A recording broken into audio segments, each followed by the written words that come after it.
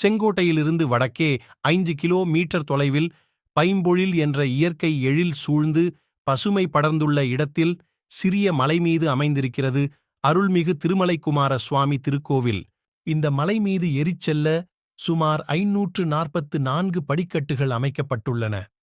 இந்த படிக்கட்டுகள் வழியாக ஏறிச் சென்றால் திருமலைக்குமரன் கோவிலை சென்றடையலாம். இங்கிருக்கும் முருகன் சிலையின் மூக்கில் சிறிய காயம் போன்று இருப்பதை பார்க்கலாம்.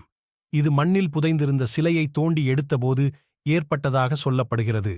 இதனால் இந்த பகுதியில் பிறக்கும் ஆண் குழந்தைகளுக்கு மூக்கன், மூக்காண்டி என்ற பெயர்களும் பெண் குழந்தைகளுக்கு மூக்கம்மாள் என்ற பெயர்களும் வைக்கின்ற வழக்கம் உள்ளது.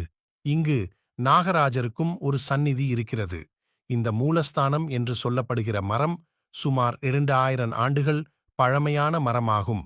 அதன் அடியில் உள்ள சன்னதியை இன்றும் உத்தண்ட வேலாயுதம் எனச் சொல்கிறார்கள்.